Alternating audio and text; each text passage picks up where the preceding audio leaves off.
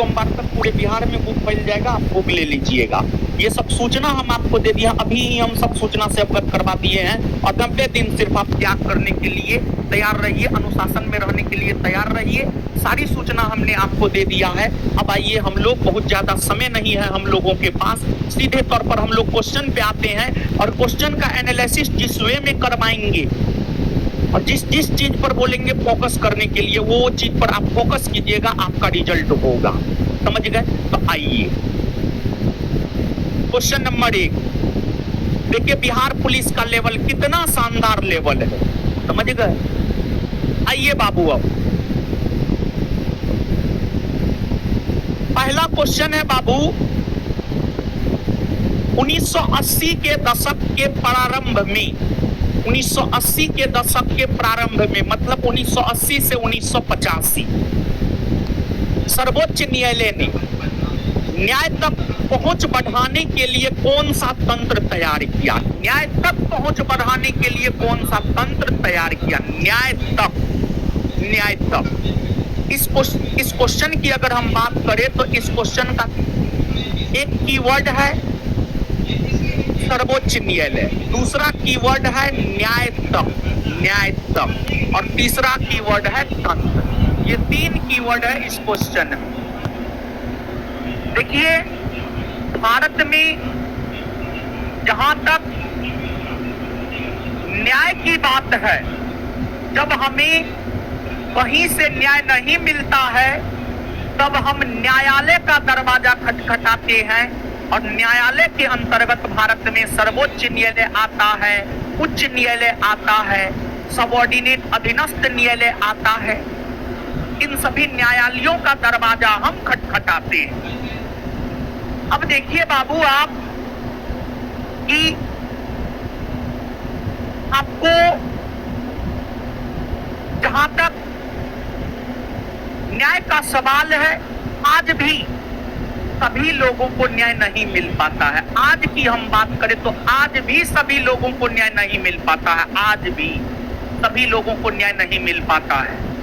तो सभी लोगों को न्याय नहीं मिल पाता है, इसके पीछे कई सारे रीजन हैं। जागरूकता की कमी, साक्षरता में कमी, ये सब एक रीजन है कि न्याय नहीं मिल पाता है। सामान्य तौर पर, हमारी कहां से आ रहा है, सामान्य तौर पर अगर देखा जाए, जिसका हित प्रभावित होता है वही न्यायालय का दरवाजा खटखटाता है। जैसे मेरा हित प्रभावित हुआ तो हम न्यायालय का दरवाजा खटखटाएंगे। जैसे मान लिया जाए कि अगर कोई व्यक्ति मेरा सर फाड़ दिया तो हम जाएंगे कोर्ट। अगर कोई मेरा जमीन हड़प लिया तो हम जाएंगे कोर्ट। लेकिन भारत में जागरूकता की काफी कमी है। तो न्यायिक व्यवस्था में 1980 के दशक में भारत के सुप्रीम कोर्ट के एक न्यायाधीश हुआ करते थे पीएन भगवती। उन्होंने अमेरिका से एक नई कंसेप्ट को लाया, जिस कंसेप्ट का नाम था जनहित याचिका। एक नई कंसेप्ट को लाया जिस कंसेप्ट का नाम था जनहित याचिका, PIL, public interest litigation, PIL public interest litigation, जिसका हिंदी होता है जनहित याचिका। इसमें क्या कंसेप्ट है बाबू जानते? कमेंट यहां से हटा दीजिए। इसमें क्या कंसेप्ट है बाबू आप जानते हैं? इसमें कंसेप्ट यह है कि अगर कोई मुद्दा है सार्वजनिक हित से जुड़ा हुआ है, सार्वजनिक हित से जुड़ा हुआ है, या कोई मुद्दा है जिससे किसी खास व्यक्ति का हित प्रभावित हो रहा है और वह न्यायालय के शरण में जाने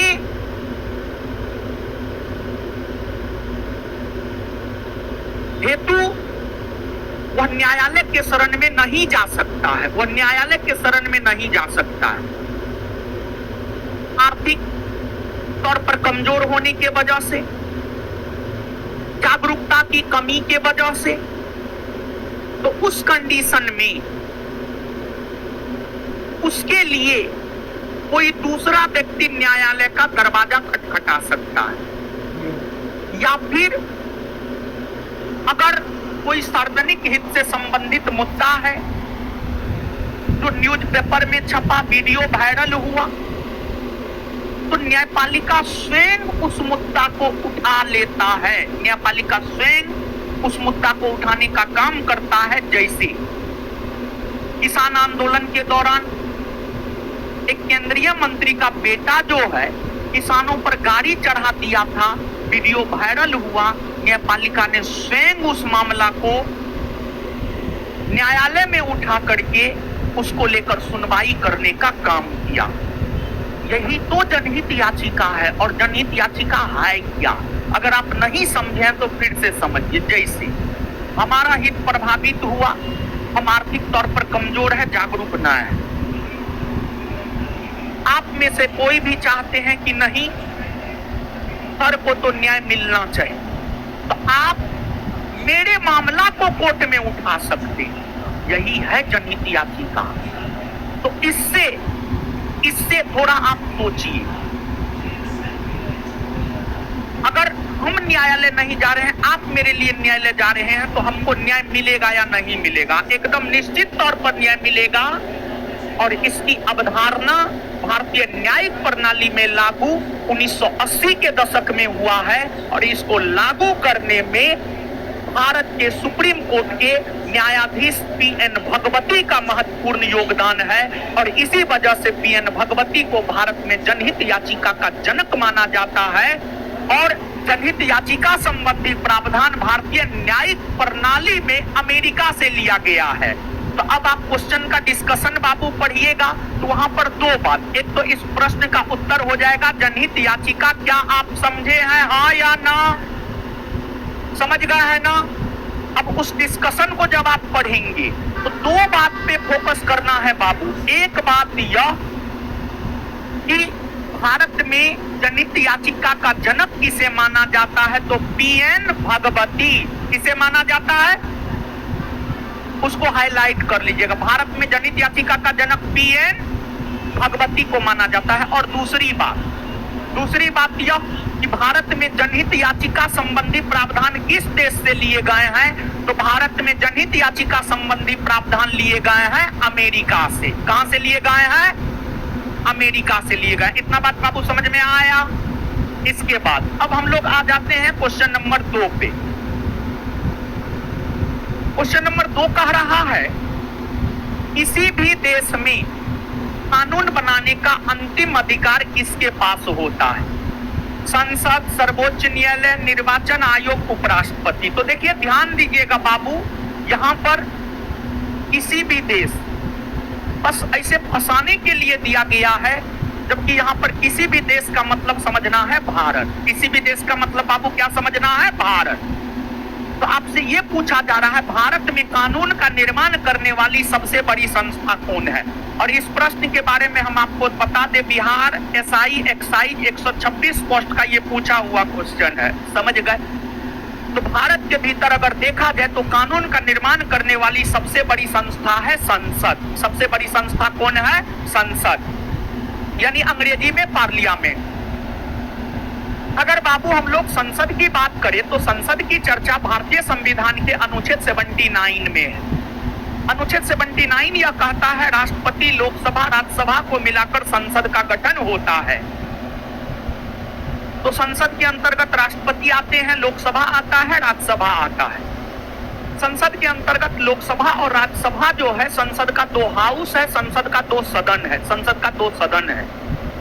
इसमें राज्यसभा की चर्चा अनुच्छेद 80 में है और लोकसभा की चर्चा अनुच्छेद 81 में है।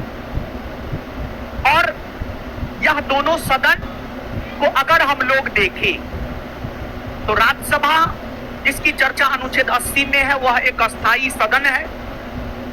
उसमें सदस्यों की संख्या अधिकतम 250 है, लेकिन वर्तमान में 245 सदस्य ही हैं। 245 सदस्य में से 233 सदस्य निर्वाचित होते हैं और 12 सदस्य राष्ट्रपति द्वारा मनोनीत होते हैं साहित्य, कला, विज्ञान, समाज सेवा के क्षेत्र से। और वही जो लोकसभा है इसकी चर्चा अनुच्छेद 81 में है। वर्तमान में हमारे देश में लोकसभा में सीटों की संख्या है 543 और 543 के 543 सीट के लिए चुनाव होते हैं और उस चुनाव में आम जनता पार्टिसिपेट करता है। उस चुनाव में अगर देखा जाए तो आम जनता पार्टिसिपेट करता है। और भारत में अगर हम लोग चुनाव की बात करें तो भारत में जो चुनाव होता है, आपको एक तो प्रत्यक्ष तौर पर चुनाव होता है, दूसरा अप्रत्यक्ष तौर पर चुनाव होता है। भारत में जो प्रत्यक्ष तौर पर चुनाव होता है वह first past the post system के तहत होता है। भारत में प्रत्यक्ष तौर पर जो चुनाव होता है वह first past the post system के तहत होता है। मतलब चुनाव में जितने उम्मीदवार खड़ा हुए हैं उन उम्मीदवारों में जिस उम्मीदवार को सबसे ज्यादा मत प्राप्त होता है वो विजेता घोषित हो जाता है। जैसे लोकसभा का चुनाव, विधानसभा का चुनाव। वहीं अप्रत्यक्ष चुनाव की अगर हम लोग बात करें तो यह आनुपातिक प्रतिनिधित्व के आधार पर एकल संक्रमणीय मत पद्धति के तहत होता है और इस पद्धति के तहत राष्ट्रपति का चुनाव, उपराष्ट्रपति का चुनाव, राज्यसभा का चुनाव, विधान परिषद का चुनाव। तो गौर से सुनिएगा, लोकसभा विधानसभा के चुनाव प्रत्यक्ष तरीका से first past the post system के तहत होता है। राष्ट्रपति, उपराष्ट्रपति, राज्यसभा, विधान परिषद के चुनाव अप्रत्यक्ष तरीका से आनुपातिक प्रतिनिधित्व के आधार पर एकल संक्रमणीय मत पद्धति के तहत होता है। और भारत में चुनाव में मतदान करने की आयु 18 वर्ष है। पहले 21 वर्ष हुआ करता था। मतदान की आयु को 21 वर्ष से घटाकर 18 वर्ष 61वां संविधान संशोधन 1988 के तहत किया गया। 61वां संविधान संशोधन हुआ है 1988 में, लेकिन वह लागू हुआ है 1989 में। जिस प्रकार देश के भीतर कानून का निर्माण करने वाली सबसे बड़ी संस्था संसद है, तब हो सकता है इस बार आपके एग्जाम में ये पूछ दे किसी राज्य के भीतर कानून का निर्माण करने वाली सबसे बड़ी संस्था कौन है। तो किसी राज्य के भीतर, किसी राज्य मतलब यहाँ पर राज्य मतलब देखिए, ऐसे भारत को भी हम राज्य कह सकते हैं, संसद को भी हम राज्य कह सकते हैं, लेकिन यहाँ पर राज्य का मतलब समझना है बिहार, झारखंड, उत्तर प्रदेश। तो किसी राज्य के भीतर कानून का निर्माण करने वाली सबसे बड़ी संस्था अगर देखा जाए तो किसी राज्य के भीतर कानून का निर्माण करने वाली जो सबसे बड़ी संस्था है वह है आपको राज्य विधानमंडल।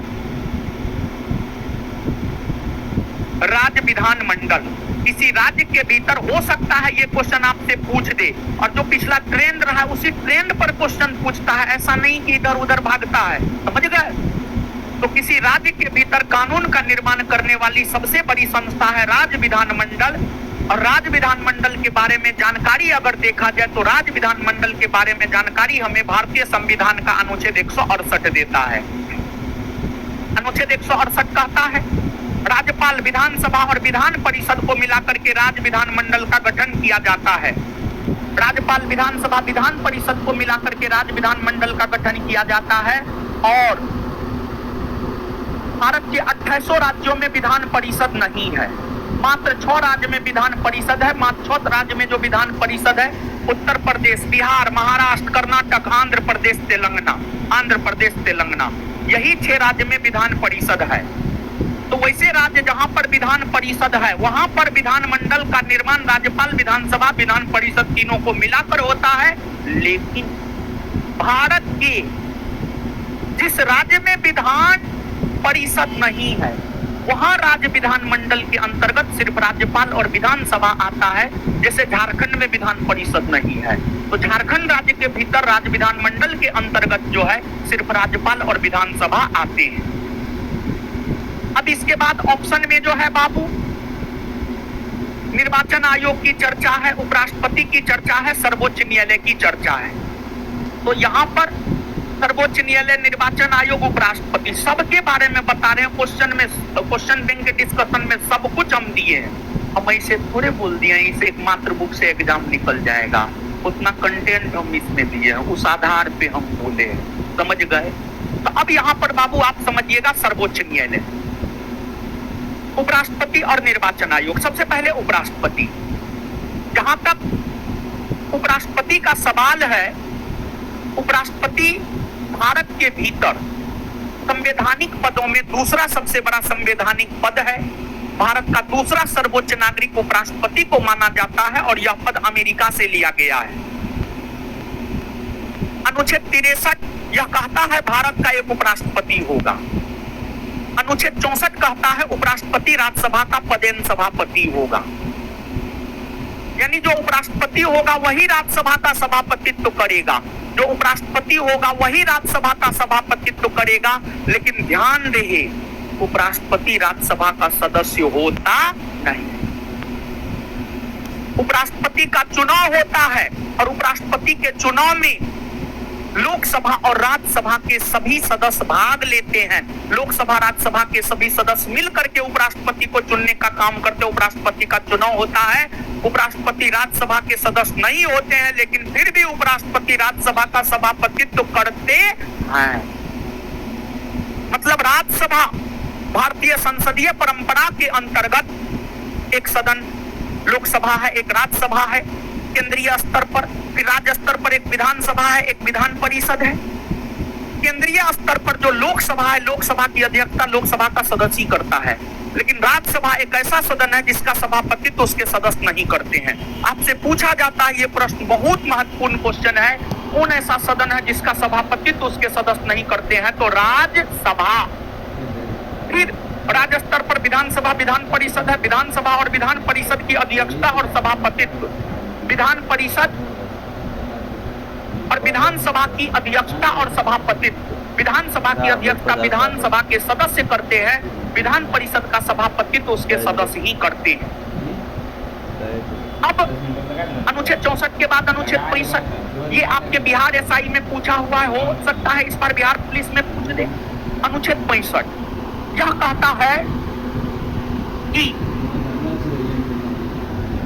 अगर राष्ट्रपति का पद खाली हो तो उपराष्ट्रपति राष्ट्रपति के तौर पर काम करे। अगर राष्ट्रपति का पद खाली हो तो उपराष्ट्रपति राष्ट्रपति के तौर पर काम करे। अगर राष्ट्रपति का पद खाली हो तो उपराष्ट्रपति राष्ट्रपति के तौर पर काम करेंगे। ये बात अनुच्छेद 65 कहता है। अनुच्छेद 65 कहता है 65।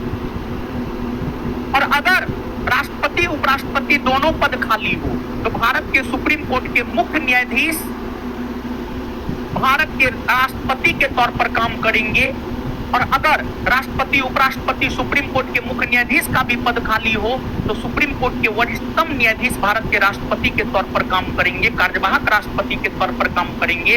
और आज तक भारतीय इतिहास में सुप्रीम कोर्ट के एक मुख्य न्यायाधीश हुए हैं मोहम्मद हिदायतुल्लाह। सुप्रीम कोर्ट के एक मुख्य न्यायाधीश हुए मोहम्मद हिदायतुल्लाह, जो 1969 ईस्वी में कुछ दिनों तक भारत के कार्यवाहक राष्ट्रपति के तौर पर काम किया था। और मोहम्मद हिदायतुल्लाह भारत के कार्यवाहक राष्ट्रपति के तौर पर भी काम किए हैं और पूर्णकालिक उपराष्ट्रपति के तौर पर पूरे 5 वर्षों तक रहे हैं और सुप्रीम कोर्ट के मुख्य न्यायाधीश के पद पर भी रहे हैं। यानी मोहम्मद हिदायतुल्लाह सुप्रीम कोर्ट के मुख्य न्यायाधीश भी रहे हैं, कार्यवाहक राष्ट्रपति भी रहे हैं और उपराष्ट्रपति भी रहे।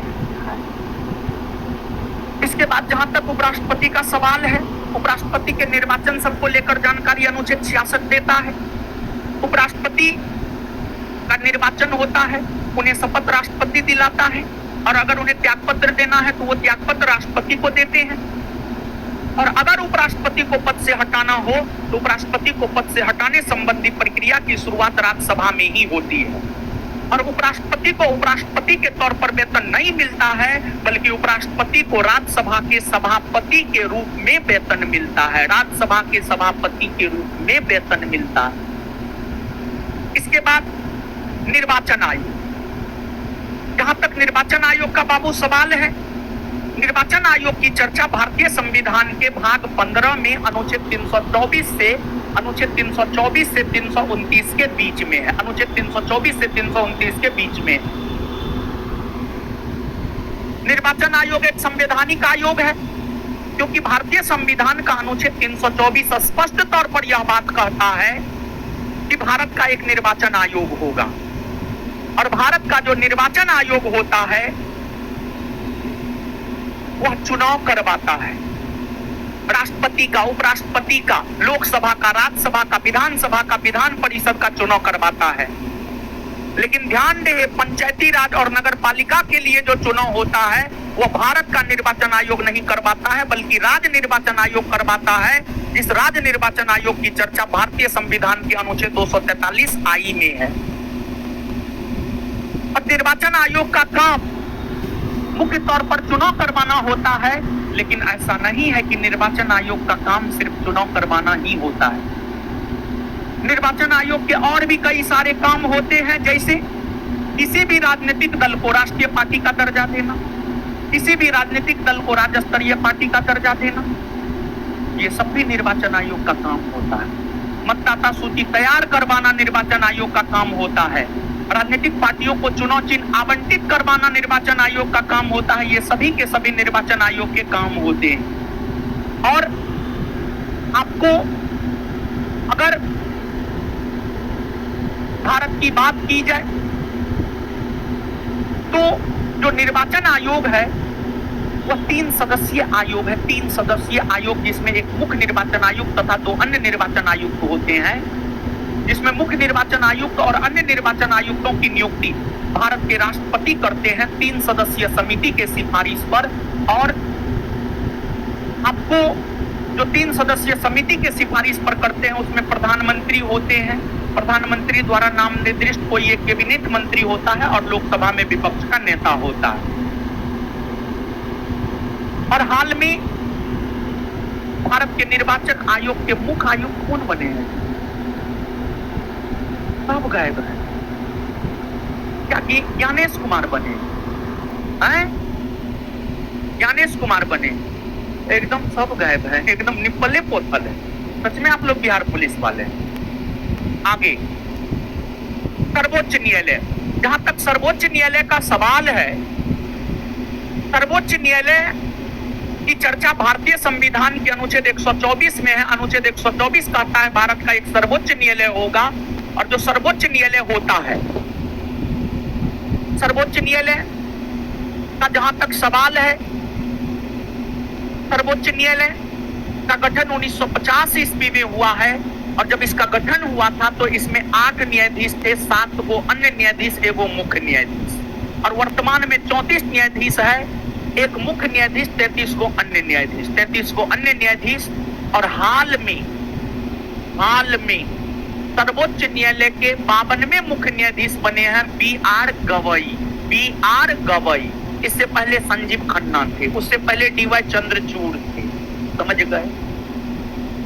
और आज तक के इतिहास में सर्वोच्च न्यायालय के मुख्य न्यायाधीश के पद पर सबसे लंबे समय तक रहे हैं यशवंत विष्णु चंद्रचूड़, और सबसे छोटे समय तक रहे कमल नारायण सिंह। तो ये सर्वोच्च न्यायालय के बारे में ये डिस्कशन में पूरा बात लिखा हुआ, सब बात याद रखिएगा। क्वेश्चन नंबर 2 का डिस्कशन का हर फैक्ट महत्वपूर्ण है, सब चीज को याद रखिएगा। बात समझ में आया? इसके बाद